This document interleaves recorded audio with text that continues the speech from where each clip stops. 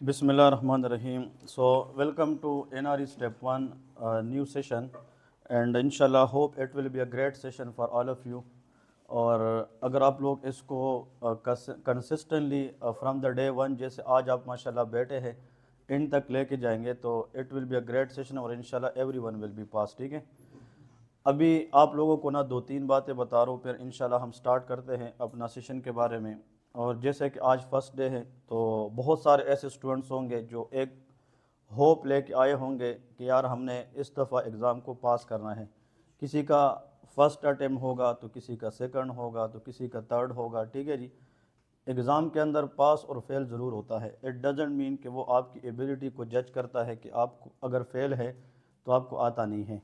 It's mean कि शायद आपने उस दिन परफॉर्म नहीं किया होगा, आपने उस टाइम पे एग्ज़ाम ओरिएंटेड जो टाइम मैनेजमेंट है उसमें गलती की होगी। कहीं ना कहीं पे इंसान लेग करता है जिसकी वजह से एग्ज़ाम में छोटी सी गलती से बहुत ज़्यादा फिर नुकसान उठाना पड़ता है। बट इट डजेंट मीन कि आपको कुछ आता नहीं है। आप सारे डॉक्टर्स हैं माशाल्लाह, सब में ये एबिलिटी भी है कि इंशाल्लाह सारे पास भी कर सकते हैं। बट इसके लिए ना मेहनत चाहिए। अगर मैं ये कहूँ कि यार यहाँ से बहुत सारे लोग पास होते हैं तो हर जगह से लोग पास होते हैं, हर इंसान अच्छा है, जो भी पढ़ाता है वो अच्छा है।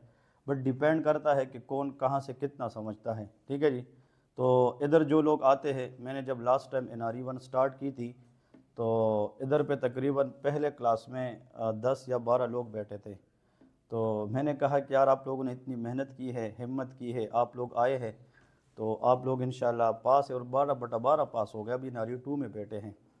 तो इंशाल्लाह तो अभी तो क्लास भरी है, तो अल्लाह से दुआ है कि जो लोग हमें सुन भी रहे, आप लोग भी है, अल्लाह पाक सबको पास करें।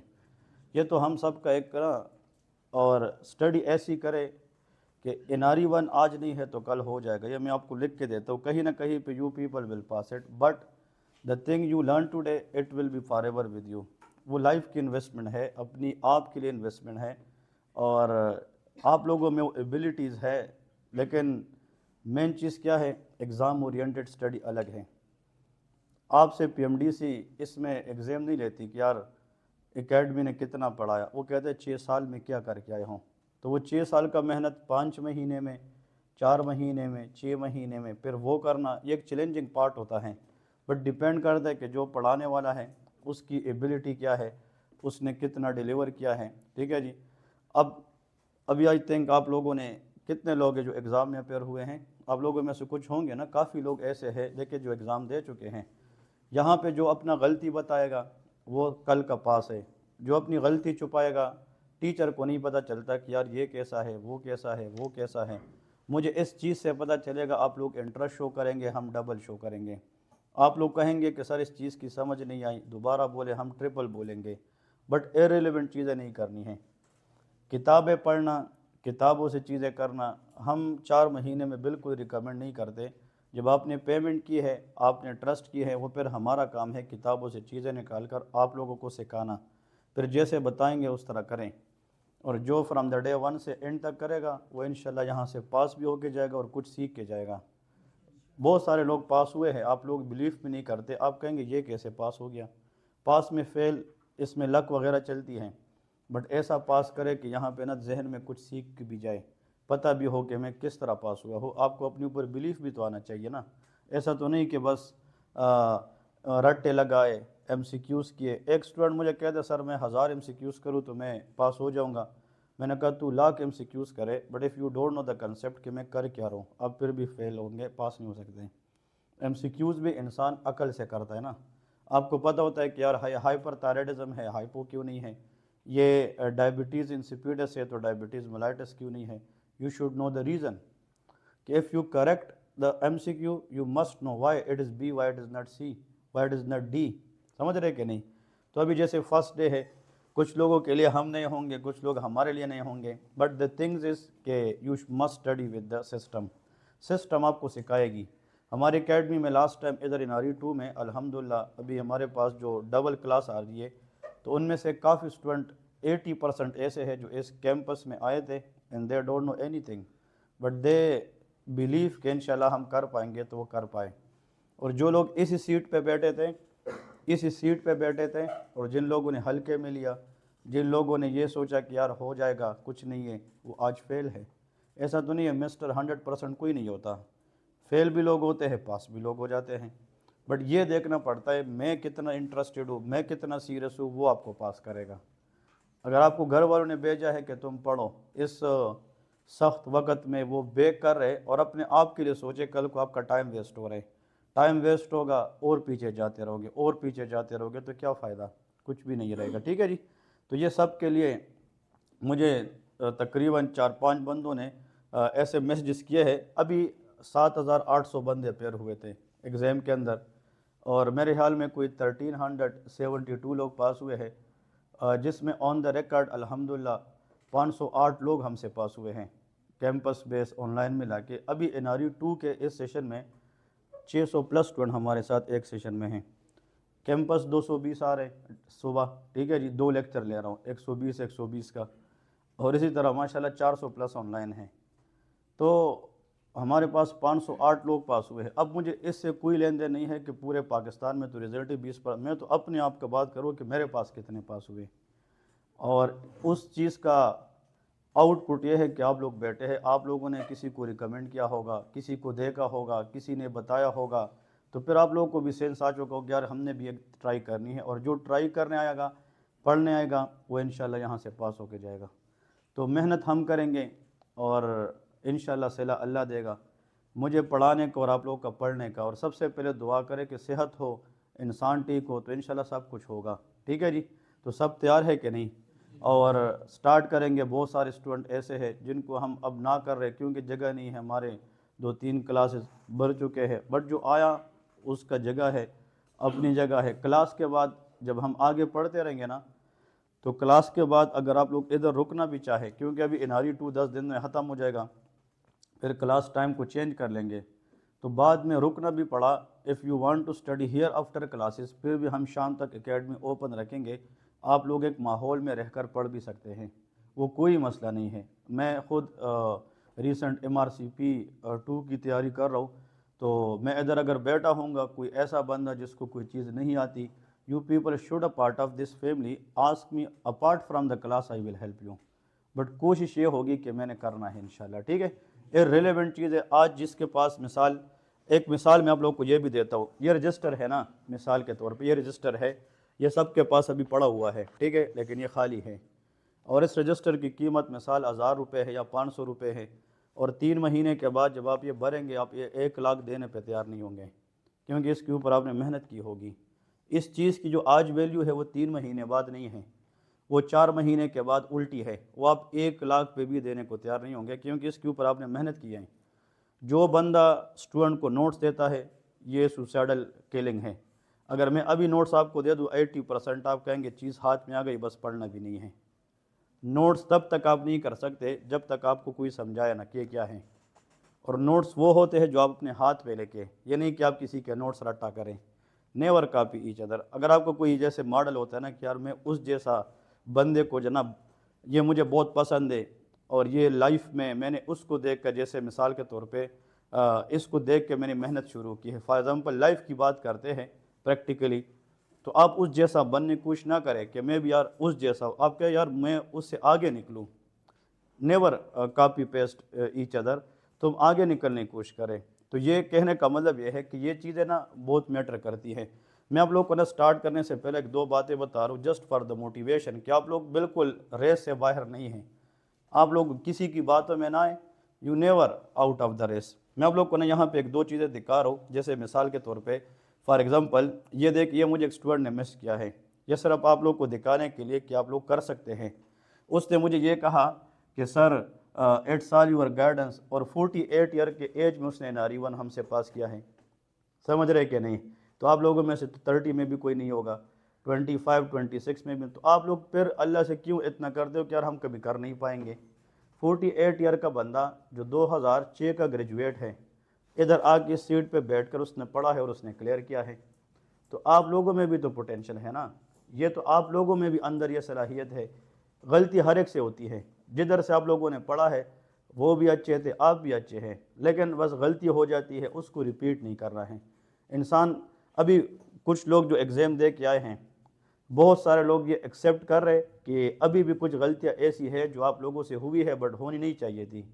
बहुत सारे सवालात जो आपको आते थे फिर भी गलत किया है। किसी ने बबल गलत फिल किया है, किसी ने बबल को गलत जनाब मतलब अरेंज किया है, किसी से रह गए हैं एमसीक्यूज़।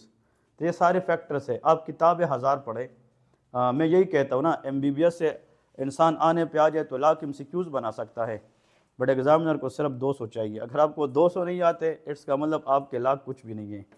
तो यू मस्ट नो दो 200।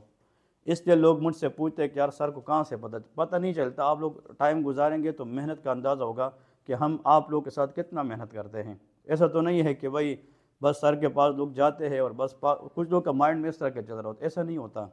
मेरी बात सब समझ रहे कि नहीं है? तो ये किसी के लिए भाई आज का दिन ऐसा होगा कि वो अंदर से सोचेगा कि मैंने आगे चलना है।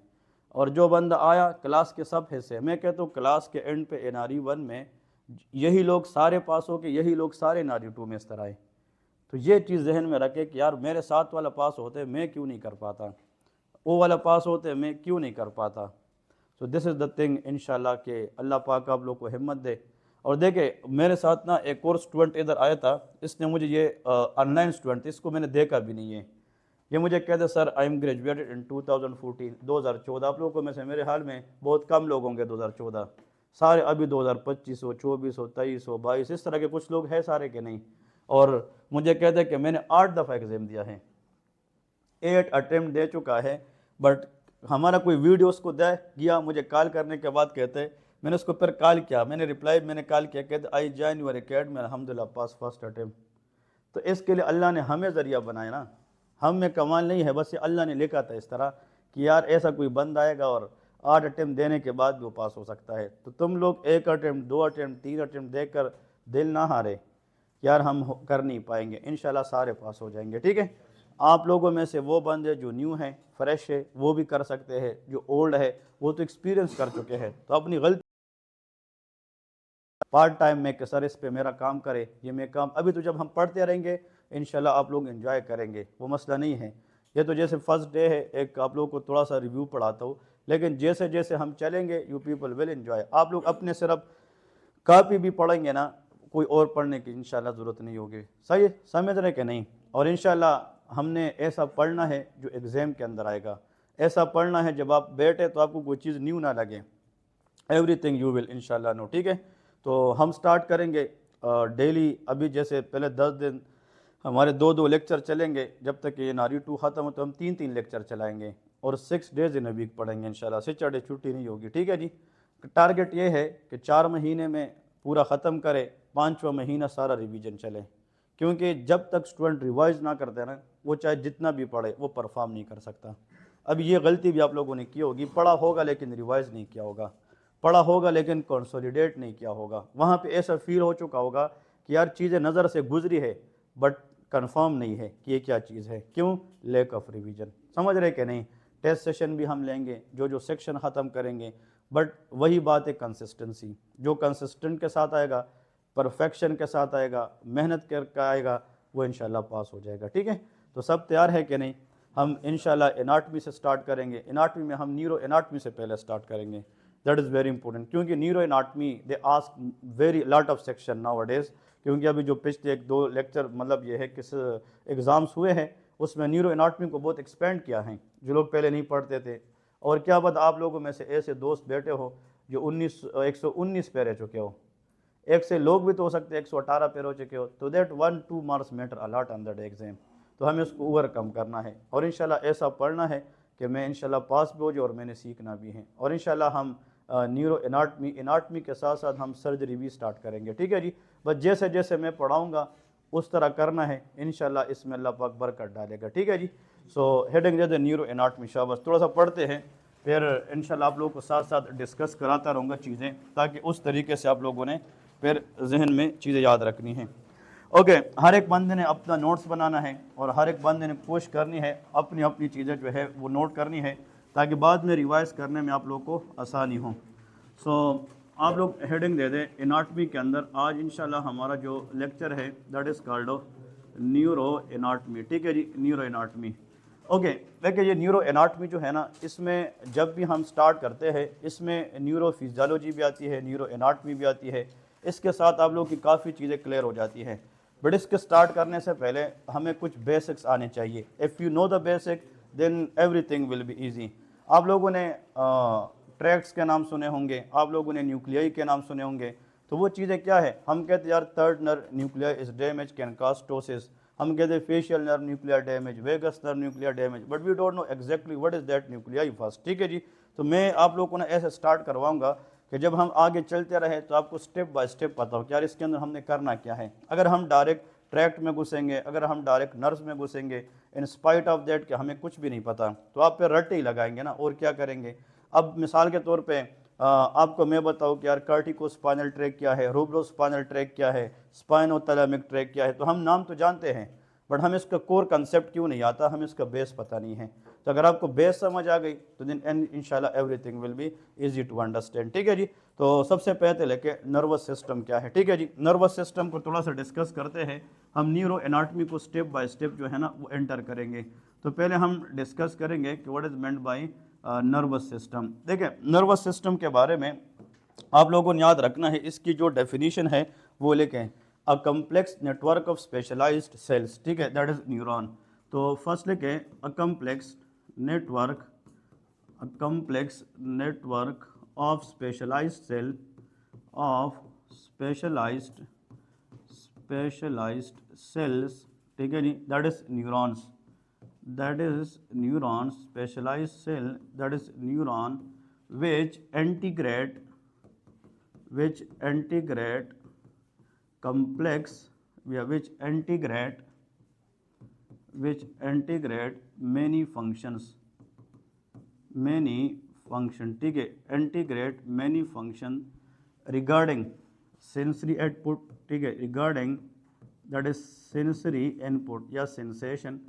जो नर्वस सिस्टम है उसमें सेंसेशन का कंसेप्ट है, मोटर आउटपुट इसके अंदर है। ठीक है जी, motor even that is proprioception and you can simple से कोऑर्डिनेशन। ठीक है जी, ये किस में काम करती है, कोऑर्डिनेशन में। तो ये एक कम्प्लेक्स सिस्टम है जिसके अंदर हमारे पास न्यूरॉन्स होते हैं और इसका मेन काम ये है कि they transmit electrochemical signals to the body specially regarding sensation and motor output. ठीक है जी, that is called a nervous system.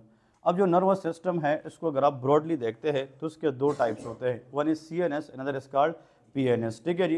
तो इसको हम क्लासीफाई करते हैं। तो यहाँ पे लेके जनाब मिसाल के तौर पे इसको अगर हम सिंपल ऐसे लेते हैं, चलिए for the sake of understanding इसको हम क्लासीफाई करते हैं ताकि हम पढ़े तो हमें ये पता हो कि हम किस क्लास को अब देख रहे हैं। ठीक है जी, उस लिहाज से बात करते हैं तो इसको हम क्लासीफाई करते हैं। देखें अगर फॉर एग्जांपल इसकी क्लासिफिकेशन की हम बात करें तो नंबर 1 यहाँ पे लेके that is central nervous system. ठीक है जी, that is central nervous system जिसको हम CNS कहते हैं, सेंट्रल नर्वस सिस्टम। और यहाँ पे लेके peripheral nervous system that is called PNS।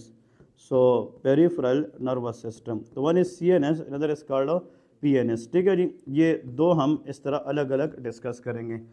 इनके अंदर हम इसकी पार्ट्स को डिस्कस करेंगे, इनकी स्ट्रक्चर को डिस्कस करेंगे, इनकी फंक्शन को डिस्कस करेंगे, बॉडी के ऊपर इसका इफेक्ट क्या है, वो सारी चीज़ आएगी। बट पहले बेस बनाना है ताकि कल को आपसे ना कोई बंदा बाजार में भी पूछे तो आप उसको आंसर करें, दोबारा किताब या कॉपी उठा नहीं पड़े, बस आपको पता हो कि यार इसके अंदर CNS क्या है, PNS क्या है। That should be very clear. ठीक है जी। अब देखें आप लोगों ने जब भी पढ़ना है एनाटॉमी को खास तौर पे try to apply on your own body कि हम पढ़ क्या रहे हैं। ठीक है जी, अगर हम एनाटॉमी को अपनी जिस्म पे अप्लाई करें तो अगर आप बिल्कुल टॉप से स्टार्ट करें यहाँ से और आप ऐसे नीचे की तरफ आए तो आपकी ब्रेन या आपकी जो स्कल है इसकी मिड में जो जो चीज़ आती है वो आपका सेंट्रल पार्ट है। क्या है, सेंट्रल है। अगर हम साइडों पे जाते हैं तो ये क्या है, पेरिफेरल है। So one is peripheral, another is central. तो मतलब वो हिस्सा नर्वस सिस्टम का जो हमारे इधर बिल्कुल दरमियान में पड़ा है वो सेंट्रल नर्वस सिस्टम है। क्या है, सेंट्रल है। और जो अपर लिम्ब लोअर लिम्ब के अंदर नर्व्स की कनेक्शन है वो क्या है, पेरिफेरल नर्वस सिस्टम है। समझ रहे कि नहीं। देखिए स्टार्ट करने से पहले take a while and just think कि मैंने करना क्या है। तो यहाँ पे बिल्कुल दरमियान में कौन सी चीज़ आएगी, सेंट्रल नर्वस सिस्टम। तो अगर मैं इसको खोलूँ यहाँ से दरमियान से तो मुझे ब्रेन नज़र आएगी। So brain is a part of central nervous system. Brain के बिल्कुल नीचे जाऊँगा बिल्कुल सेंटर में तो मुझे दरमियान में स्पाइनल कार्ड नज़र आएगी। तो brain and spinal cord these are the major parts of central nervous system, ठीक है जी। इसी तरह फिर साइडों पे जितनी भी चीज़ें आती है वो किस में आती है, पेरिफेरल नर्वस सिस्टम। तो आप लोग जो क्या यहाँ पे लेके consist of brain and spinal cord, ठीक है जी, consist of brain and spinal cord. किसके अंदर हमारे पास एक तो ब्रेन आती है और एक क्या आती है, स्पाइनल कार्ड आती है, ठीक है जी। ये पॉइंट आप लोग को आना चाहिए। अब देखें मिसाल के तौर पे जो पेरिफेरल नर्वस सिस्टम है it consist of some nerves, इसके अंदर क्या है, नर्व्स है। So one is cranial nerves, another is peripheral nerves, ठीक है जी। तो लेके इस consist of cranial nerves, it consist of cranial nerves, ठीक है जी, cranial nerves and peripheral nerves, ठीक है। ये दोनों हमारे पास किस में आते हैं, पीएनएस में आते हैं। So that is very easy. So peripheral nerves हमें पहले ये पता होना चाहिए, ठीक है जी, peripheral nerves. Okay, now for NRE step 1 cranial nerves are very important, ठीक है जी। cranial nerves are very very important one, you people should know about it, even for NRE 1, even for NRE 2. Anyone in the class can just tell me what is the first cranial nerves? That is olfactory. कौन सी, olfactory, we will discuss, don't write right now, we will discuss it. The second one is optic, that is optic nerve, help in the vision, ठीक है जी। फिर the third is oculomotor, क्या है, oculomotor, अपनी ज़बान को चलाए ताकि कल को हम पढ़े तो आप लोग को पता हो क्या चीज़ हमारी नज़र से गुजरी है, ठीक है जी। फोर्थ इज ट्रोक्लियर नर्व, कौन सी, ट्रोक्लियर नर्व है। जो फिफ्थ नर्व है ना, इसकी 3 डिवीजन होती है। सो 3 का मतलब क्या है, ट्राई है, और डिवीजन को जेमिनल कहते हैं, तो ट्राई जेमिनल कहते हैं। When you put 3 finger on your face that will be trigeminal. So the first finger point eye ophthalmic division, then maxillary, then mandibular, समझ रहे क्या नहीं, ये 3 है। फिर एब्डूसेंस नर्व है, क्या है, एब्डूसेंस नर्व है। फिर फेशियल नर्व है, वेस्टिबुलो कोक्लियर नर्व है। फिर ग्लासो फेरेंजियल नर्व है, वेगस नर्व है, एसेसरी नर्व है एंड हाइपोग्लोसल है, ठीक है जी। तो जितने भी स्टूडेंट बैठे हैं अगर इनमें अभी भी कन्फ्यूजन है, आज रात तब तक नहीं सोना जब तक इसको अदरवाइज याद ना करें, समझ रहे कि नहीं, क्योंकि आज का टास्क है कि क्रेनियल नर्व सारे को आने चाहिए। जब हम कल को पढ़े फिर इसमें ये कन्फ्यूजन ना हो कि यार ये किस नंबर पे है, वो किस नंबर पे है, ये आप लोग अपने टास्क में लेकर करें। You must know the names of this cranial nerve, ठीक है जी, इन ऑर्डर वाइज। तो ये आप लोग का एक माइंड बन गया कि यार नर्वस सिस्टम में एक तो सीएनएस है और एक पीएनएस है, ठीक है जी। Okay, now let me tell you which is very important, यहाँ पे लेके इम्पोर्टेंट टर्मिनोलॉजी, ठीक है, इम्पोर्टेंट टर्मिनोलॉजी। अब ये टर्मिनोलॉजी इतनी अहम है जैसे कि 50 to 60% आपकी जनाब न्यूरो एनाटमी की तरफ रोड में बन जाएगी, ठीक है जी। ये इतनी अहम टर्मिनोलॉजी है, तो you should very B focus here, ठीक है जी। नंबर 1, सबसे पहले हम यहाँ पे डिस्कस करेंगे पहले तो लेके टाइप्स ऑफ सेल्स, ठीक है जी। सीएनएस के अंदर हम टर्मिनोलॉजी के अंदर पहले इसको डिस्कस करते हैं कि हमारे पास टाइप्स ऑफ सेल्स कौन कौन से हैं, ठीक है जी, इसको डिस्कस करते हैं। तो जब भी हम सीएनएस की बात करते हैं, टाइप्स ऑफ सेल ब्रैकेट में लेके that you know we are talking about central nervous system, ठीक है जी। तो आप लोग को 2 चीज़ें पता होना चाहिए। नंबर 1, सीएनएस के अंदर हमारे पास 2 तरह के सेल्स होते हैं। एक हमारे पास सीएनएस में मेन फंक्शनल सेल्स है जिनको पैरेन्काइमल सेल्स कहते हैं, और एक तरह के जो सेल्स होते हैं उनको सपोर्टिंग सेल्स कहते हैं। क्या कहते हैं, सपोर्टिंग सेल, ठीक है जी। अब देखें यहाँ पे लेके 1 इज कॉल्ड न्यूरॉन्स, इसके अंदर क्या होते हैं, न्यूरॉन्स होते हैं, और एक को हम कहते हैं न्यूरोग्लायल सेल। क्या कहते हैं, न्यूरोग्लायल, ग्लाया का नाम सुना है कि नहीं, that is important one. So these are neuroglial cells. So these are the 2 types of cell present in the central nervous system. Now the most important one कि अगर हम सीएनएस को जानते हैं regarding the functions if we are talking, so that is neuron which is very important. So neurons are the parenchymal main functional cells of the brain, ठीक है जी। चाहे वो ब्रेन है चाहे वो स्पाइनल कार्ड है, दोनों किसके हिस्से में आते हैं, सीएनएस में आते हैं। तो उसमें जो फंक्शनल सेल्स होते हैं, जो पैरेन्काइमल यूनिट होता है, that is called neuron. But उस न्यूरॉन को सपोर्ट देना, उसको प्रोटेक्शन देना, उसको नरिशमेंट देना, that is the function of glial cell. क्या है, ग्लायल सेल है। So neuroglial cell, neuroglial is a supporting cell. क्या है, सपोर्टिंग सेल है। अब देखें यहाँ पे लिखे these are parenchymal, yeah, these are main functional cells. So these are main functional cell. आप लोग को ये पता होना चाहिए कि ये जो न्यूरॉन्स होते हैं so they are mainly functional cells, ठीक है जी, which is very important one. Okay जी, अब यहाँ पे देखें दी सेल्स, देखें दी सेल्स प्रोवाइड सपोर्ट, ठीक है जी, the cells provide support, protection and nourishment to the neuron and nourishment, that is important one, nourishment to neuron, that is important, nourishment to neuron. So you people at least know that these are supporting cells of neuron, these are neuroglial cells, ठीक है जी, ये क्या है, neuroglial है। अब ऐसा करते हैं विच इज़ वेरी इंपॉर्टेंट, आप लोग अपने रजिस्टर में इसी न्यूरोग्लायल के नीचे लिखे टाइप्स कि न्यूरोग्लायल के अंदर कितने अकसाम होते हैं, इनके टाइप्स कौन से हैं, इनके सेल्स कौन कौन से हैं। तो मैं अब आप लोगों को आसान सी जो है ना एक कंसेप्ट बताता हूँ, उसी को आप लोगों ने याद रखना है। ये जो टाइप्स मैंने लिखे हैं ये न्यूरोग्लायल सेल्स के टाइप्स है, ठीक है जी। सबसे पहले तो आप लोग लिखे इसमें जो सेल्स आते हैं दैट इज एस्ट्रोसाइट, क्या है, एस्ट्रोसाइट। तो यहाँ पे लिखे the first one that is called astrocyte. जैसे जैसे हम आगे डिजीज़ पढ़ेंगे, आगे कंसेप्ट में जाएंगे, हम इसको मज़ीद भी डिस्कस करेंगे, डिटेल में जाएंगे। बट आप लोग को आज के बाद ये पता हो कि astrocytes are the neuroglial cell of the brain, ठीक है जी, ये CNS के अंदर हैं। और जो एस्ट्रोसाइट्स हैं इसकी पहचान ये है दे आर स्टार शेप, क्या होते हैं, स्टार शेप होते हैं। तो आप लोग यहाँ पे लिख सकते हैं कि these cells are star shape, तो ये पॉइंट लिखें कि these cells are star shape, these cells are star shape. ये हमारे पास एक तो स्टार शेप होते हैं और इसका अब NRE 1 के अंदर MCQs अगर आता है ना, इसको स्टार करे, जो स्टार मैं बताता हूँ ये MCQs के हवाले से अहम पॉइंट्स होते हैं। आप लोग लिखें these cells mainly responsible for the formation of blood brain barrier, ये क्या बनाते हैं, ब्लड ब्रेन बैरियर बनाते हैं। यहाँ पे लिखे help in formation of blood brain barrier, that is very important one, ठीक है जी, formation of blood brain barrier, कि ये ब्लड ब्रेन बैरियर को बनाने में हेल्प करते हैं, ठीक है जी। तो ये आप लोग को पता होना चाहिए कि what is these cells mean about, ठीक है जी।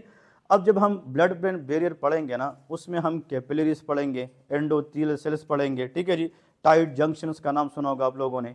और हम ये भी पढ़ेंगे कि ब्लड ब्रेन बैरियर से what are the thing which pass toward the brain and what are the thing which prevent by this barrier. देखिए अल्लाह ने इंसान को ना जब बनाया तो उसकी हर आर्गन को एक अपनी खासियत दी है। मिसाल के तौर पे brain is a separate area, brain is a private area, brain is very sensitive area. तो अल्लाह ने ब्रेन और बॉडी क्या है, बैरियर है।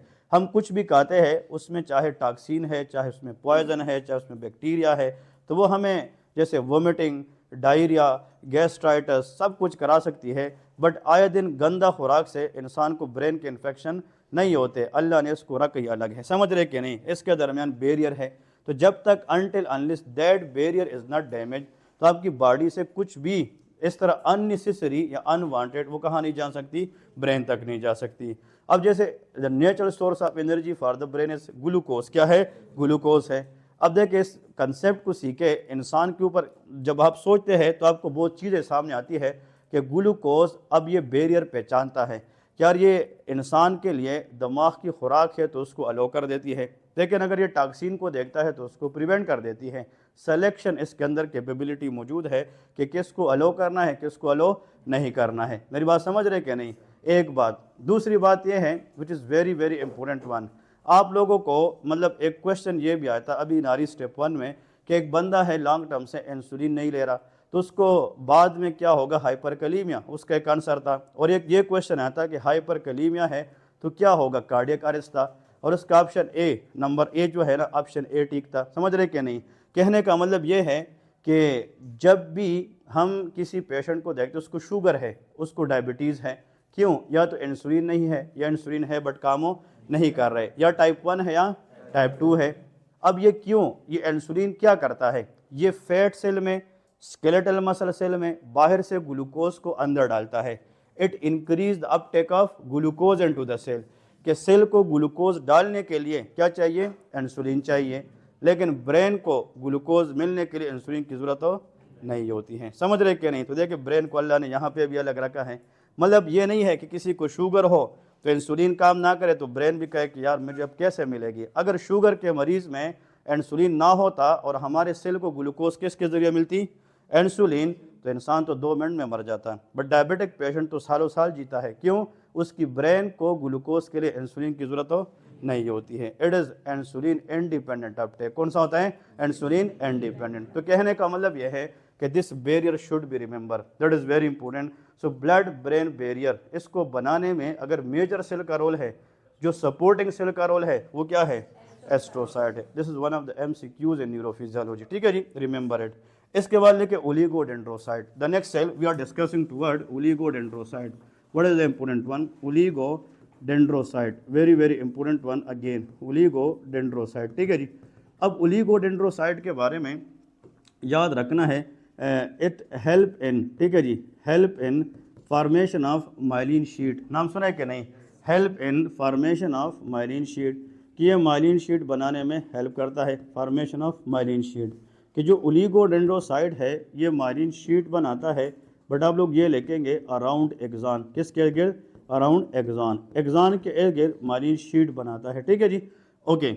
अब यहाँ पे इम्पोर्टेंट ये है, अभी मैं सिर्फ लिख रहा हूँ, ये हमें NRE 1 में वही कह रहा हूँ, जो बंदा आज बैठ गया और आखिर तक गया वो पास होगा। ऐसा नहीं जो आज है फिर एक हफ्ता देख ना जाए। समझ रहे कि नहीं? पढ़ना है। अगर खुदा न खास्ता कोई ऐसी बात आ गई कि आप ना आए, उस दिन का हमें रिक्वेस्ट करें, हम ऑनलाइन लेक्चर देंगे उस दिन का, ताकि आप लोग उसी दिन, लेकिन अगर किसी की ज़रूरत है जो इमरजेंसी है खुदा न खास्ता, लेकिन लेक्चर लेना ज़रूरी है। समझ गए कि नहीं? लेक्चर में डिसरप्शन नहीं आएगी, आपकी कंसेप्ट में डिसरप्शन नहीं आएगी। अब देखिए यहाँ पे हमने नोट करना है, नोट में लेके, नोट में हम आगे जब पढ़ेंगे ना इंशाल्लाह, ये आप लोग को आना चाहिए कि what is axon and what is axon. ठीक है जी, इन दोनों में फ़र्क होता है। ये दोनों प्रोनाउंस एक्सान होते हैं, बट दोनों की कंसेप्ट में डिफरेंस है। ठीक है जी। ये जो ई वाला है ये हम पढ़ेंगे जेनेटिक्स के अंदर, ये बायोकेम के अंदर हम पढ़ेंगे। ये ट्रांसक्रिप्शनली एक्टिव जो प्रोटीन होती है, जो DNA से बनती है, इसको हम क्या कहते हैं? एक्सान कहते हैं। एक एंट्रान होता है, क्या होता है? एंट्रान, नाम सुने कि नहीं? और एक एक्सान होता है। लेकिन ए वाला जो है ये न्यूरॉन का हिस्सा है। Axon is a part of neuron, dendrite is a part of neuron, cell body is a part of neuron. तो ए वाला जो एक्सान है वो न्यूरॉन का हिस्सा है, बट जो ई वाला है ये वो प्रोटीन का हिस्सा होता है जो DNA बना के सेल को देती है काम करने के लिए। लेकिन ये हम डिस्कस करेंगे जेनेटिक्स के अंदर। ठीक है जी।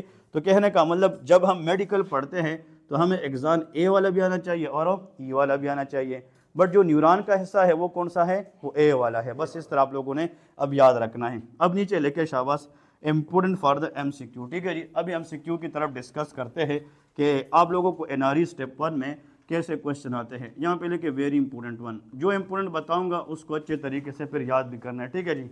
इसमें लेके a T cell B lymphocyte और टी लिम्फोसाइट नाम सुने होंगे ना? ओके जी। अ टी सेल मीडिएटेड, देखिए a T cell mediated damage to, हमने कौन से भी सेल पढ़े? Oligodendrocyte. ठीक है जी, डेंड्रोसाइट। ठीक है, डेंड्रोसाइट इन यंग फीमेल। ठीक है जी, फीमेल नोन एज टेस्ट। ठीक है जी। अब देखें, हमने जब आगे एक डिजीज़ पढ़नी है ना, उस डिजीज़ के अंदर जो T सेल्स होते हैं बॉडी के, वो एबनॉर्मली एक्टिवेट होते हैं और वो किसको डैमेज कर लेते हैं? ओलिगोडेंड्रोसाइट। ओलिगोडेंड्रोसाइट डैमेज होगा, माइलिन शीट के ऊपर असर पड़ेगी और myelin sheath help in the fast conduction of impulse. ठीक है जी। तो फिर न्यूरोलॉजिकल इश्यूज आएगी।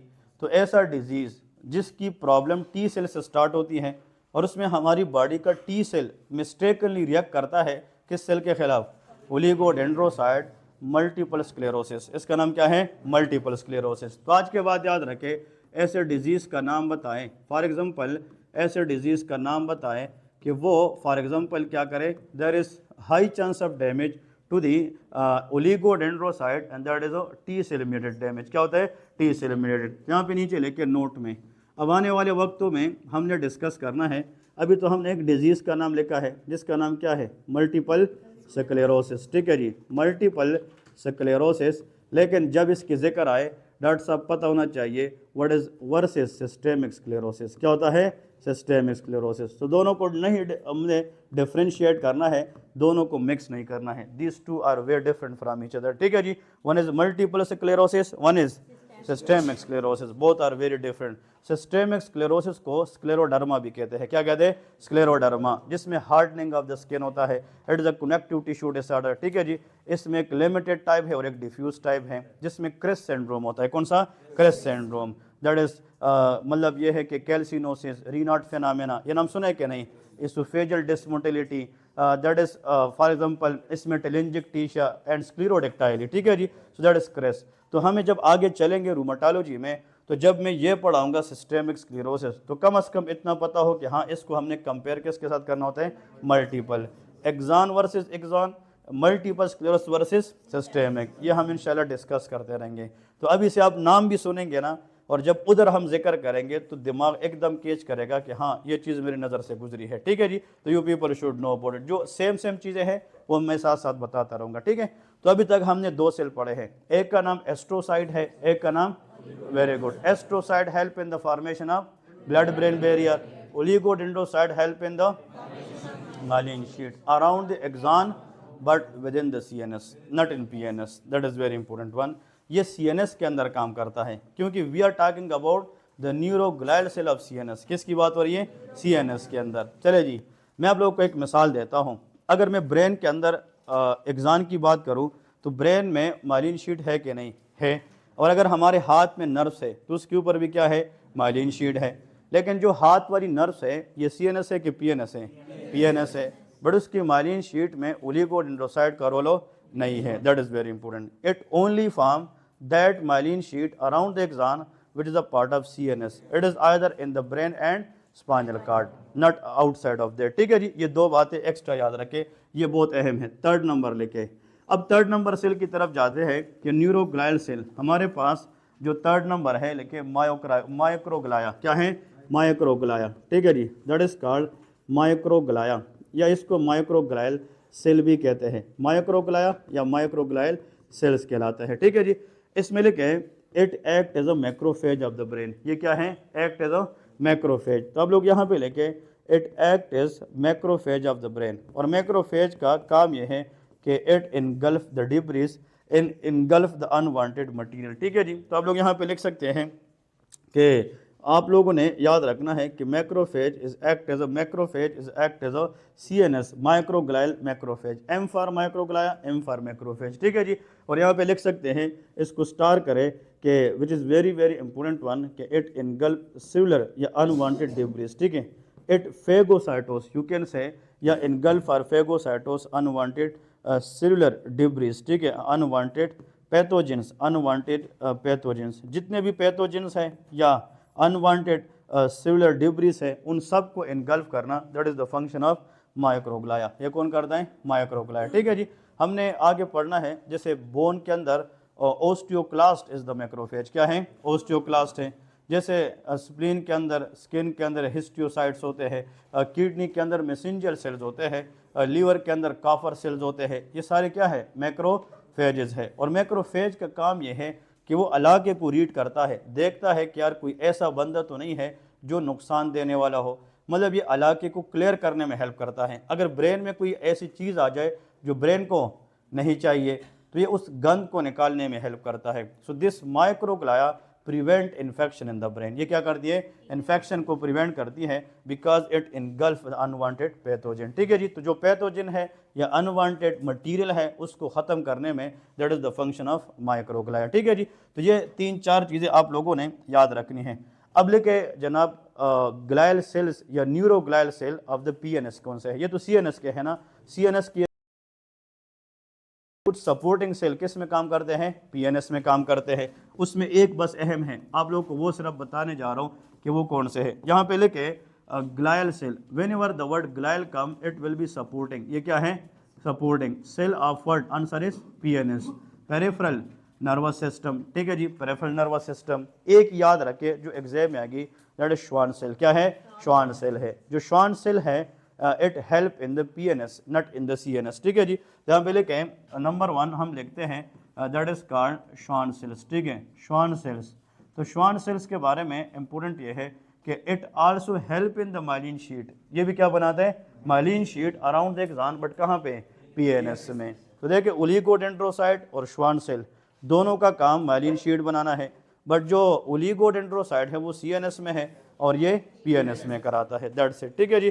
तो कल को अगर आप किसी का एमआरआई रिपोर्ट देख रहे हैं, किसी का कोई भी रिपोर्ट देख रहे हैं, उसमें श्वान सेल डैमेज है, उसमें श्वानोमा है, इसका मतलब there is something in PNS problem, it is never CNS problem, ठीक है जी। तो श्वान सेल का इशू आ जाए तो किसका इशू होगा, पीएनएस, वो सीएनएस का इशू नहीं होता है, ठीक है जी। तो यहाँ पहले कहें कि it help in, important one, it help in formation of, you people should know like this, formation of myelin sheet, ठीक है जी, myelin sheet around the axon in CNS, ठीक है जी, around axon in CNS, around axon in PNS, peripheral nervous system। तो इसके अंदर जितने भी peripheries है, अपर लिम्ब में हो, लोअर लिम्ब में हो, ठीक है जी, लाइक फॉर एग्जांपल नर्व्स, कौन से नर्व्स है, आप लोगों ने तो नाम सुना होगा, अल्नर नर्व है, मीडियन नर्व है, रेडियल नर्व है, फीमोरल नर्व है, ठीक है जी। ये जितने भी है, इसमें जो माइलिन शीट है पीएनएस के अंदर, वो किसने बनाया होता है,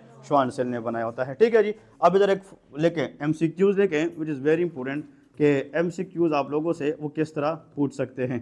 तो नंबर 1 लेके ऑटो इम्यून डिजीज़, एक डिजीज़ है ऑटो इम्यून डिजीज़, कॉमनली अकर, ठीक है, disease common after GI infection, किसके बाद ज़्यादा होता है, GI infection, common after GI infection, कि जो जीआईटी इन्फेक्शन है वो जीआई इन्फेक्शन। लेकिन एक चीज़ एक्स्ट्रा बताऊंगा जो आपको आगे भी हेल्प करेगी, वो GI infection which is mainly cause by Campylobacter jejuni, ये एक बैक्टीरिया है Campylobacter jejuni, that is one of the bacteria which can cause gastroenteritis, ये क्या कराती हैं, गैस्ट्रोएंटेराइटिस, जो स्टमक इशू कराती है, इंटेस्टाइन इशू कराती है। सो ऐसा auto immune disease which is very common after GIT infection, which result that is very important, अब which result symmetric, that is called, the word is symmetric and ascending paralysis, नाम कुछ याद आ रहा है कि नहीं, असेंडिंग, देखे पैरालिसिस, इसमें दो चीज़ें एक्स्ट्रा लिखनी है ताकि अभी से आप लोग फिर इंशाल्लाह आहिस्ता आहिस्ता बिल्ड करें और बाद में इशू ना हो। असेंडिंग पैरालिसिस प्लस यहाँ पे लिख सकते हैं that is decrease tendon reflex, इसमें जो टेंडन रिफ्लेक्सेस होती है इट बिकम डिक्रीज, ठीक है जी। So that is decrease DTR, पूरा वर्ड लिखना है, लेके डीप टेंडन रिफ्लेक्स क्या होता है, डीप टेंडन, जैसे नी जर्क वगैरह है, पटेला टेंडन है। तो कुछ डिजीजेज ऐसी है जिसमें हाइपर रिफ्लेक्सिया है, कुछ में हाइपो रिफ्लेक्सिया है, that is upper motor and lower motor neuron lesion, we will discuss it, but this is a type of lower motor neuron. तो इसमें जो रिफ्लेक्सेस होती है वो कम हो जाती है, that is decrease deep tendon reflexes या hyporeflexia is known as dash, ठीक है जी, इज नोन एज डैश। अब देखिए इसको गौर से सुने शाबाश, इसका मतलब यह है कि ऐसी एक डिजीज़ है और यह डिजीज़ क्या करती है, अभी हमने जो सेल पढ़ा है वो श्वान सेल है ना, तो इस डिजीज़ के अंदर माइलिन शीट टारगेट हो जाती है और माइलिन शीट बनाने वाला सेल कौन सा है, श्वान सेल है। If we are talking about PNS, किसकी बात हो रही है, पीएनएस की बात हो रही है। अब गौर से सुने, ये वो डिजीज़ है जिसमें हमारी इम्यून सिस्टम, एक पेशेंट है उसको जीआईटी इन्फेक्शन हो जाता है which is cause by this bacteria, अगर 10 बंदों को कैम्पाइलोबैक्टर जेजुनाई इन्फेक्शन करे तो 10/10 में डिजीज़ नहीं होती, ये सिर्फ उनमें होती है जो सेंसिटिव लोग होते हैं, क्या होते हैं, sensitive. So those people who has hyper sensitivity, जिसको क्या होता है, हाइपर सेंसिटिविटी, और उसको ये बैक्टीरिया इन्फेक्शन कराए तो उसके बाद इन लोगों में जो एंटीबॉडीज़ बनती है वो जाके पेरिफेरल नर्वस सिस्टम में माइलिन शीट को डैमेज करती हैं और माइलिन शीट डैमेज करने से इनको पैरालिसिस हो जाती है, कौन सी, पेरिफेरल न्यूरोपैथी एंड वीकनेस हो जाती है। और ये लोग कहते हैं डॉक्टर साहब उनके बिल्कुल अभी NRE-2 में अभी जो हो रहा है इसमें नहीं, इससे पहले NRE-2 में मेरा एक स्टूडेंट था, वो NRE-1 में इधर सही चलता था, लेकिन जब NRE-2 में आया ना तो वो बेचारा जब मैंने देखा तो वो अपने सपोर्ट के साथ आया, तो मैंने कहा तुम्हें क्या हुआ है, कहते सर मैंने आपको बोला नहीं है, मैं हाउस जॉब कर रहा था और मुझे रातों रात पता नहीं कि लिम्ब में कोई वीकनेस हो गई, सुबह सवेरे उठ गया तो उन लोगों ने कहा कि आपने कहा दोनों पाँव में बहुत शदीद किस्म की वीकनेस आई। वो कहते 3-4 हफ्ते पहले मुझे एक वोमिटिंग और डायरिया हुआ था। तो इसका मतलब जीआईटी इन्फेक्शन हुआ था और 4 हफ्ते के बाद उसको सिमेट्रिक क्या स्टार्ट हो गई, weakness, and that is called Golan bar syndrome, that is GBS. उसको क्या कहते हैं, जीबीएस। तो he was diagnose for that GBS. तो जब उसने प्रॉब्लम NRE2 में बताया, वो बेचारा फिर CPR जो BLS वगैरह है वो भी नहीं कर सकता था। तो बस सर ने उसका बस देखा होगा जेन्युइन केस था, तो मतलब वो माशाल्लाह पास हो गए 2 में भी। लेकिन that is a main case that we diagnose here in the academy कि देखिए GBS इज़ वेरी कॉमन। और ये इसमें नहीं देखते कि ये ओल्डर है, ये यंगर है। तो जो लोग सेंसिटिव होते हैं GI इन्फेक्शन के बाद, उसको सिमेट्रिक असेंडिंग वीकनेस स्टार्ट हो जाए, तो आपको समझ आना चाहिए कि that is Golan bar syndrome. ये क्या है, गोलन बार, नाम सुने किसी ने कि नहीं? ओके जी, that is called Guillain Barre syndrome. तो Guillain Barre syndrome is auto immune disease. क्या है, ऑटो इम्यून। अब देखिए ना, 2 चीज़ें और से सुने, इसको हम कहते हैं GBS, that is Guillain Barre syndrome. दोनों में अब फ़र्क थोड़ा सा जानते हैं। एक हमने पढ़ा था ना मल्टीपल स्क्लेरोसिस, क्या है, मल्टीपल स्क्लेरोसिस, उसमें भी माइलिन शीट डैमेज होता है और इसमें भी माइलिन शीट डैमेज होता है, बट वो किधर का है, CNS, और ये किसका है, PNS का है। So that is why in Guillain Barre syndrome patient जो थॉट्स है, प्रोप्रियोसेप्शन है, जो मेंटल जजमेंट है, एवरीथिंग इज ओके, लेकिन उस पेशेंट की पेरिफेरल न्यूरोपैथी होती है। क्या होती है, पेरिफेरल न्यूरोपैथी। और ये पेशेंट जब भी आते हैं ये वीकनेस के साथ आते हैं, और इन पेशेंट में वीकनेस दोनों साइड में सेम स्टार्ट होती है। और इन पेशेंट को अगर हम टाइमली ट्रीट ना करें ना, इसकी ट्रीटमेंट बर वक्त ना करें, तो ये प्रॉब्लम ऊपर आती रहती है। A time will come which can affect diaphragm, किसको, diaphragm, which is a chief respiratory muscle. So diaphragm paralysis is the cause of death in this disease. समझ रहे कि नहीं, कि इस डिजीज के अंदर अगर किसी की डेथ हो जाती है later in the course, so that is one of the reason that is called diaphragm paralysis. ठीक है जी। तो कहने का मतलब देखे, अभी हम सिर्फ न्यूरो एनाटमी का ना वो हेडलाइंस पढ़ रहे, लेकिन फिर भी बीच बीच में क्लिनिकल पॉइंट आ रहे हैं। तो everywhere is clinical point, you people should know how to make this clinical point. अगर किसी को ये नहीं पता कि ग्लायल सेल्स क्या है, न्यूरॉन क्या है, एस्ट्रोसाइड क्या है, और वो इस पर रट्टे लगाता रहे, तो वो तो पढ़ता रहेगा, but he will don't know कि इसका एग्जैक्ट मीनिंग क्या है। तो if you know the death, फिर इसको पढ़ना इंतहाई आसान हो जाएगा। जब मैं इसको बाद में पढ़ाऊंगा ना, फिर मुझे ये ना कहना पड़े कि श्वान सेल क्या करता है, फिर ओलिगोडेंड्रोसाइड क्या करता, वो हमने बेस बनाया होगा। तो जब बेस बनेगी उस पर स्टडी आसान हो जाती है। ठीक है जी। So that is very important one. अब ये तो श्वान सेल है। अब यहाँ पे लेके नोट में आप लोगों को ये लिखना है, which is very important one. ये तो हम सपोर्टिंग सेल अब क्या पढ़ रहे, PNS पढ़ रहे हैं। तो PNS के अंदर कुछ भी समझ में ना आए, सपोर्टिंग सेल में श्वान सेल याद रखना है। कौन सा, श्वान सेल। और एक और होता है दैट इज सैटेलाइट सेल। कौन सा होता है, सैटेलाइट सेल। ठीक है जी, सैटेलाइट सेल। तो ये भी कुछ तरह के सेल्स होते हैं, आप कह सकते हैं दे मेनली प्रोवाइड जनरल सपोर्ट। ठीक है जी। इसका डिफाइनेबल कोई ऐसी जो है ना फंक्शन नहीं है, बट ये सपोर्टिव काम करता है। ठीक है जी। So satellite cell and that is यार इसको है ना, इसको ट्राइएड में याद करते हैं। ट्राइएड का मतलब कॉम्बिनेशन ऑफ 3 थिंग। तो देखे S मीन सपोर्ट, ठीक है जी, S mean Schwann cell, S mean satellite cell. So 3S is always पर PNS। ठीक है जी। तो जब हम इसकी सपोर्टिंग सेल बात करेंगे तो सेल खुद 2 है, SS से स्टार्ट होते हैं, श्वान सेल है एंड सैटेलाइट। और अगर हम कहीं काम क्या करते हैं तो S करता है, सपोर्ट करता है। ठीक है जी। ये दोनों सपोर्टिंग सेल हैं। ओके जी। अब यहाँ पे इंपॉर्टेंट ये है, नीचे लेके बेसिक कंसेप्ट, नीचे लेके बेसिक कंसेप्ट थोड़ा सा डिस्कस करते हैं कि इसमें हमने और कौन सी चीज़ें करनी है। बेसिक कंसेप्ट थोड़ा सा डिस्कस करेंगे कि what is the basic concept and what we should know. देखें, सबसे पहले इंपॉर्टेंट ये है ना, अगर फॉर एग्जांपल यहाँ पे ना ये इंतहाई एरिया इंपॉर्टेंट है न्यूरो एनाटमी को सीखने के लिए। This is very important, everyone focus here, कि अगर हम जस्ट बात करते हैं ना, फॉर एग्जांपल ब्रेन की बात करते हैं, तो ये बात मेरे ख्याल में हम क्लास 9 क्लास 10 से ही सुन के आ रहे कि ग्रे मैटर है, ये वाइट मैटर है। समझ रहे कि नहीं, ये नाम हम सुन के आ रहे कि नहीं, कि ये ग्रे मैटर है या वाइट मैटर है। ये नाम भी आप सुन के आ रहे अभी MBBS लेवल पे कि ये ट्रैक्ट है, असेंडिंग ट्रैक है तो डिसेंडिंग ट्रैक्ट है। समझ रहे कि नहीं, ये चीज़ें न्यूरो एनाटमी के बाद आप इंशाल्लाह बहुत इजी फील करेंगे। ठीक है जी। आपको पता भी चलेगा कि हम किस चीज़ की बात कर रहे हैं। ठीक है जी। फाइबर्स नाम सुना होगा, कमिश्नर नाम सुना होगा। ठीक है जी। मैं एक पॉइंट आप लोग को क्रिएट कर रहा हूँ, ये पॉइंट बहुत ज़रूरी है। अगर हम जैसे बात करते हैं, यहाँ पे देखिए फॉर एग्जांपल हम इसको ना 2 क्लास में देखते हैं। यहाँ पे मैं लिख लेता हूँ कि कलेक्शन ऑफ, ये आप लोग लेके कि डेफिनेशन पहले आप लोग सीखे तो फिर आगे चलना आसान है। कलेक्शन ऑफ सेल बॉडीज, मैंने क्या लिखा है, cell bodies.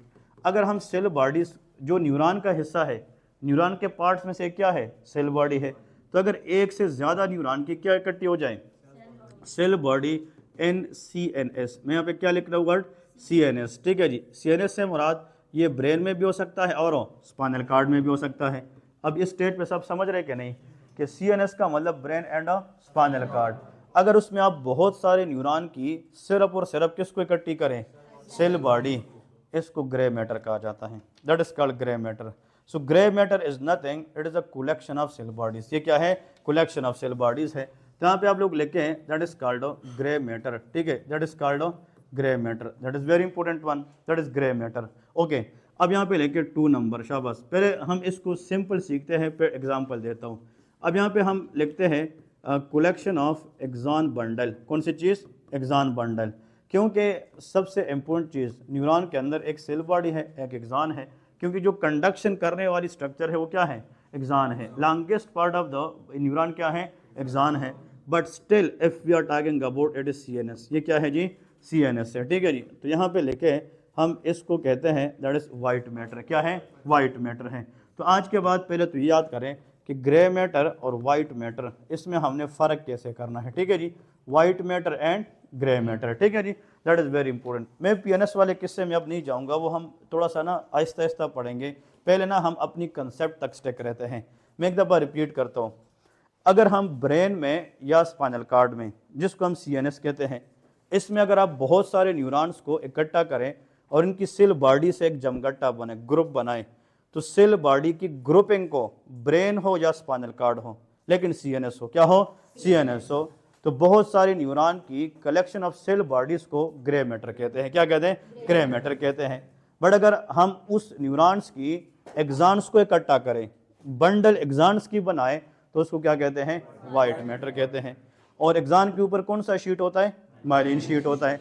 Myelin sheet look like white, so that is why bundle of axon के ऊपर माइलिन शीट की वजह से हम वाइट मैटर कहते हैं। अब समझ रहे क्या नहीं, जब एक सर्जन सर्जरी करता है ना, न्यूरो सर्जन, और वो इस स्कल को खोलता है या उस हाथ को जैसे कट लगाता है, तो उसको आर्टरी भी पता होती है, उसको वेन्स भी पता होता है, और वो उसके साथ साथ चलने वाली नर्व्स को भी देख रहा होता है। यार मैंने तो आर्टरी को साइड पे करनी है, इवन वस्कुलर सर्जन ये करता है कि मैंने आर्टरी को क्लिप करनी है, ऐसा ना हो कि नर्व्स इसके जिद में आ जाए, तो उसने नर्व्स को सिक्योर करना होता है, नर्व्स को पहले से साइड पर करना होता है। उनको कैसे पता चलेगा कि ये नर्व से कि क्या है, वो वाइट दिखती है, क्योंकि इसके ऊपर कौन सा शीट है, माइलिन शीट है।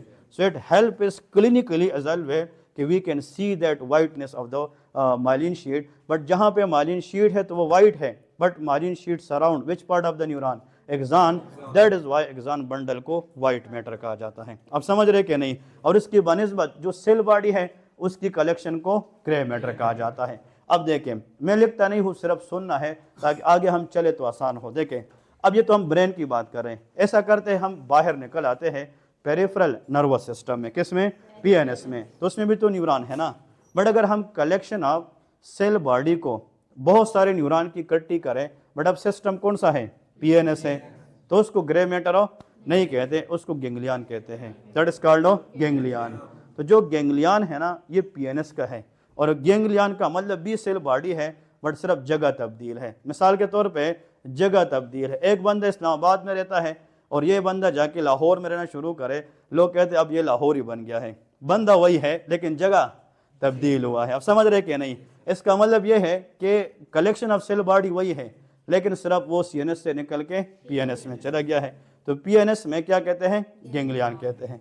कलेक्शन ऑफ एक्सॉन को, एक्सॉन बंडल को किसके अंदर, CNS में क्या कहते हैं, बट सेम एक्सॉन बंडल को अगर हम कलेक्ट करें कहाँ पे, PNS में, इसको नर्व कहते हैं, दैट इज कॉल्ड नर्व कहते हैं। अब समझ रहे। चले जी, इस हाथ में बहुत सारे एक्सॉन बंडल जा रहे हैं, इधर फोकस करें, बहुत सारे। तो मेरा हाथ CNS है कि PNS है, PNS है, तो उसमें एक्सॉन बंडल का नाम सारे बोले, वाइट मैटर है कि नर्व है, नर्व है, क्योंकि PNS है। बट अगर वो नर्व मेरे इस हड्डी के साथ जा रही, अल्ना के साथ, तो उसका नाम अल्नर नर्व है। और अगर वो रेडियस के साथ जा रही है, अगर वो फीमर के साथ जा रही, एनाटमी बनती जाएगी। समझ रहे कि नहीं।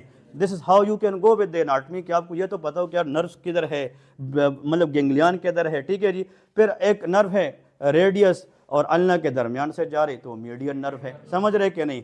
आपके इस फोल्डेड एरिया से गुजर रही है तो एक्सिलरी नर्व है, जो neck of the humerus fracture के अंदर कॉमनली इंजर्ड हो जाती है, शोल्डर ज्वाइंट डिस्लोकेशन के अंदर कॉमन इंजर्ड हो जाती है। तो मतलब नर्व की जो कंसेप्ट है ना, ये पीएनएस है। क्या है? पीएनएस है। मैंने कहा था ना, cranial nerves and peripheral nerves, ठीक है जी, that is PNS. But nerve is axon bundle. ये क्या है? एक्सान बंडल है। अब देखें, ये तो समझ गए। अब देखें, 2 पॉइंट और इंटरेस्टिंग बनाते हैं। न्यूरो एनाटॉमी तब सीखेंगे जब आपको ये चीज़ पहले पता हो कि हम पढ़ क्या रहे, ट्रैक पर तब समझ आती है, ठीक है जी। अब देखें, एक और कहानी ऐसा करते हैं, यहाँ पे आप लोग लिखे फॉर एग्जांपल कि जैसे यहाँ पे आप लोग एक हेडिंग दे दे ग्रे मैटर, ठीक है जी, ग्रे मैटर हेडिंग दे दे। अब हमने तो ग्रे मैटर मिसाल के तौर पे सीख लिया कि ग्रे मैटर का मतलब कलेक्शन ऑफ सेल बॉडी है, कलेक्शन ऑफ सेल बॉडी है इन सीएनएस। कहाँ पे? सीएनएस में। ग्रे मैटर के फिर अलग 2 टाइप्स होते हैं, दैट इज वेरी इंपॉर्टेंट। कितने टाइप्स होते हैं? 2 टाइप। ये बहुत कम लोग जानते हैं, very few student know about it, ठीक है जी, कि ग्रे मैटर के मजीद कितने 2 टाइप्स होते हैं, वो याद रखे। देखें, तो grey matter divided into further 2 types, ठीक है जी। एक इसमें लेके कार्टेक्स, एक को क्या कहते हैं? कार्टेक्स, ठीक है जी, और एक को हम कहते हैं nucleus, that is very important. It is not the nucleus of the cell, ठीक है जी। जैसे nucleus is the centre of cell, ये वो न्यूक्लियस नहीं है, it is the nucleus in the brain और स्पाइनल कॉर्ड, ठीक है जी। कल हम पढ़ेंगे there are nuclear damage, vagus nerve nucleus damage, facial nerve nucleus is damage, Edinger Westphal nucleus is damage. ये नाम सुने हैं कि नहीं? Sensory nucleus, motor nucleus. तो न्यूक्लियस का नाम जितने भी आप लेंगे आज के बाद ब्रेन में, वो ग्रे मैटर है। वो क्या है? ग्रे मैटर है। इसको सोचे भी नहीं कि न्यूक्लियस कभी वाइट मैटर भी हो सकता है, मतलब हमेशा न्यूक्लियस क्या होता है? Grey matter. और grey matter is nothing, collection of cell body है, कलेक्शन ऑफ सेल बॉडी है, but in the CNS, brain and spinal cord. कुछ समझ रहे हो कि नहीं? That is very important. ये वो चीज़ें हैं जो लोग हफ्तों में नहीं सीखते, but I make it very easy, ताकि आप लोग इसको ऐसे सीखे कि आने वाले वक्त में फिर इंटरेस्ट और बिल्ड हो, क्या इसको हमने पढ़ना अच्छा है, ठीक है जी। अब इधर देखें, एक वो इस तरह नहीं छोड़ेंगे, इसको मजीद आसान बनाते हैं कि थोड़ा सा इसको और भी लेके जाते हैं कि आप लोगों को पता चले। गौर से सुने, फिर मज़ा आप लोगों को आएगा। देखिए फॉर एग्जांपल, ये तो सबको पता है, brain has 3 parts, fore brain, mid brain and hind brain, that is very easy, ठीक है जी। इसको हम फिर अलग लैंग्वेज में बाद में पढ़ेंगे, प्रोजन से पलान, म्यूजन से पलान, रोमबन से पलान, नाम सुने कि नहीं? ओके, पहले ना इसको आसान बनाते हैं। For example, this is the fore brain, ये क्या है जी? फोर ब्रेन है। अब देखिए, फोर ब्रेन के बाद क्या स्टार्ट होगा? सारे ये तो बोले मिड ब्रेन, कौन सा? मिड ब्रेन स्टार्ट होगा, ये मिड ब्रेन है। और मिड ब्रेन के बाद, वेरी गुड, बट ये जो हाइंड ब्रेन है ना, ये थोड़ा सा ट्रिकी भी है, क्योंकि जो हाइंड ब्रेन है इसके फर्दर 3 पार्ट्स होते हैं। कितने? 3 parts. Take 10 second pause and just rethink again कि हम क्या कहने जा रहे हैं, that is very important. Don't rush and don't be in hurry, take a time and just recall के मैंने ऊपर फोर ब्रेन लिखा, ठीक है जी। इसके बाद मिड ब्रेन है, लेकिन जब भी मैं न्यूरो एनाटॉमी